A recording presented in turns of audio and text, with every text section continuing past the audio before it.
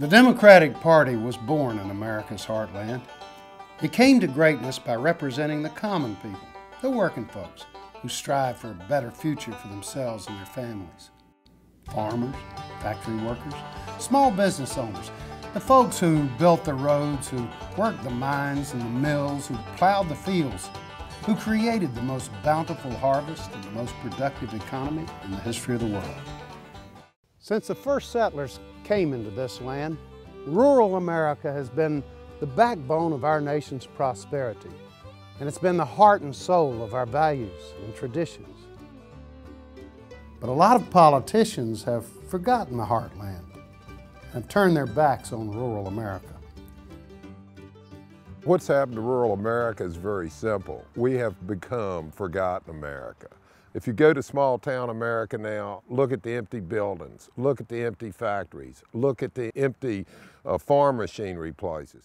There have been 500 hospitals closed in rural America over the last 25 years. The truth of the matter is, if they were still open, there wouldn't be any doctors and nurses because the doctors and nurses have left too. But there's one Democratic candidate who hasn't forgotten the heartland of America, and that's because it's where he came from. As they say back home, John Edwards hasn't gotten above his raisin. I feel like presidential candidates don't talk about what's happening in rural America. I don't know if it's because they don't understand it, they don't think there's enough votes there. I don't know what the reason for it is. Problem is we're about 20% of the population. There's not enough people out here to where people, when they look at an electoral map, they say, well, you know, why go out there? There's not enough votes. You know, one of the things I've always worried about is I know that perception exists that what Democrats think of as middle America is the place you fly over between New York and Los Angeles. That's not what it is for me. I mean, I grew up in rural America. It's part of who I am. The values that I have today, I learned growing up in a small town in North Carolina. John grew up in Robbins, North Carolina. It's a town which has been dealing with the economic setbacks of mill closings and job loss. His folks, Wallace and Bobby, still live there. Johnny was born. Now, y'all probably heard this a dozen times, but you're going to hear it again. When he was born, you know, I had insurance where I was working, but it wasn't near enough insurance. And to get her and John out of the hospital, I had to go. I didn't have credit established with the bank. That's an understatement. In other words, they wouldn't loan me the money because I had bad credit risk. I didn't have any money. You had to have money to borrow money. No collateral either, did you? No collateral. But I went to a loan company and borrowed, and I needed $50 to get them out of the hospital. What were they going to do with them if you couldn't get them out? Well, they was eating pretty good. I didn't want to find out.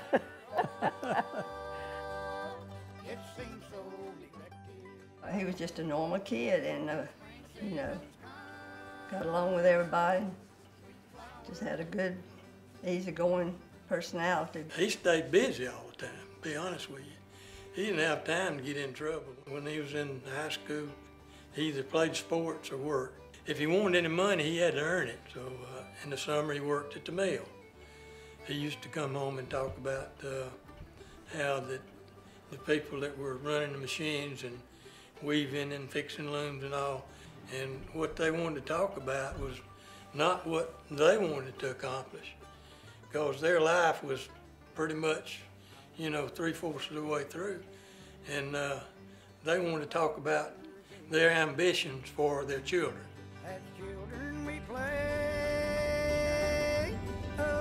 In the last 40 years, we've got about 34% more kids in America than we did, but we've got 37% less in rural America. Think about that. Think about that. Think about sitting at the dinner table with your child, and your child tells you that they've got to leave. I mean, what family values are those? You know, the Republicans talk about family values, but they don't mind, you know, getting in bed with the big corporations and the special interests to remove opportunities for our children in rural America. And this Pied Piper of greed that has taken our children, it's got to be stopped. I can tell you stories that you won't believe, just in this town. people that are hurting and got no, if they didn't raise chickens or something, they wouldn't have any livelihood. We had a poultry plant that processed the meat here that closed. We had a knitting plant that closed. We had a big textile plant where he and I both worked, closed. The people that own them, they still own them. They just moved it out of this country and took all of our jobs away from us. Geez, I'm not an inside the Beltway guy, but I can see. The problem we got in Washington is they're fighting the wrong people. We need somebody up there like John Edwards who's going to, instead of fighting the public interest, is going to be fighting the special interest and the lobbyists who have brought all these horrible problems about in rural America. It's terrible the way corporations in this country and the big money people just keep making more and more money when people are hungry and get up in the morning with nothing to eat, no medical care.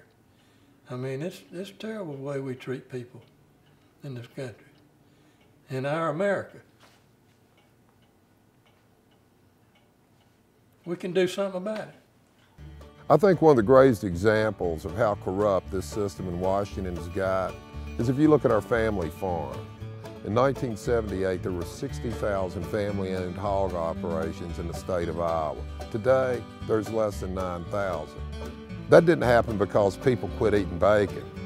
That happened because these big multinational corporations got into a situation with corrupt Washington politicians where they could get by these antitrust laws and where they could take complete control of the agricultural industry. These people have destroyed the environment.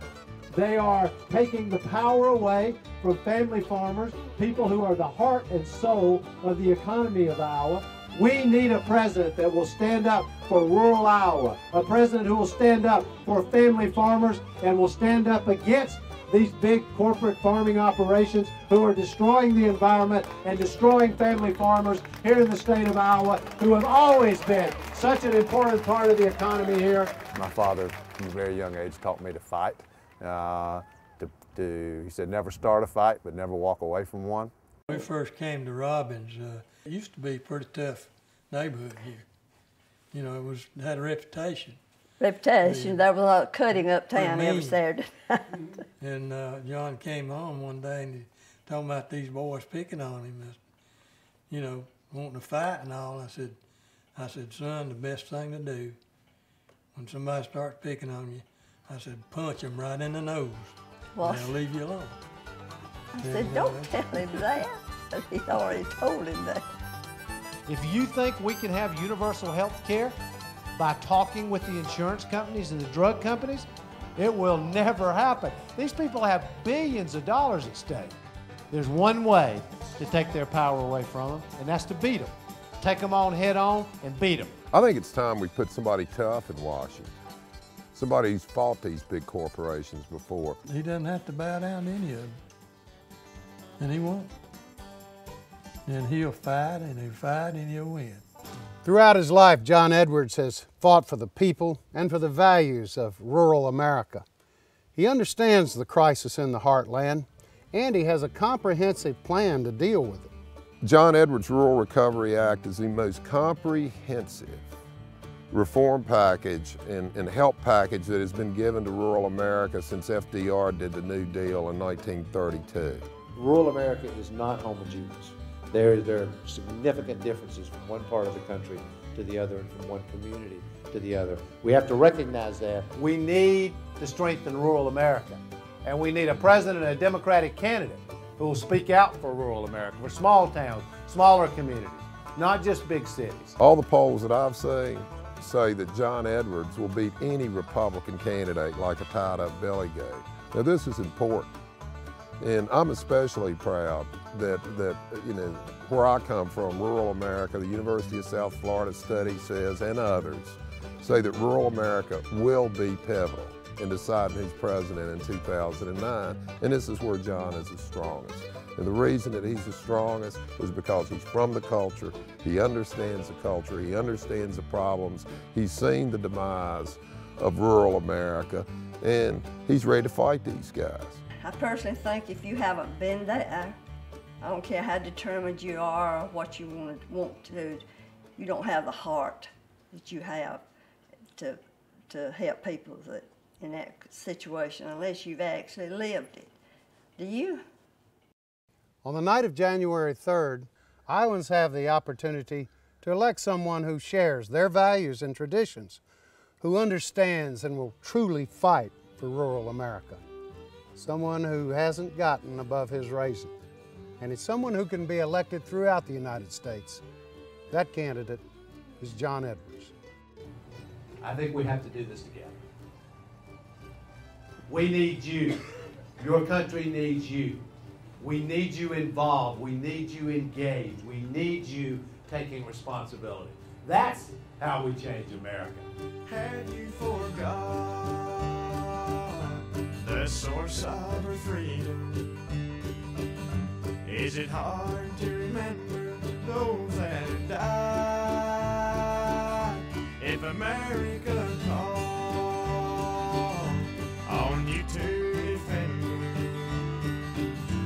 would you be willing to stand by her side? Oh, can you say you're proud of America? Can you say you helped her to stand? Oh, can you think of some contribution you've given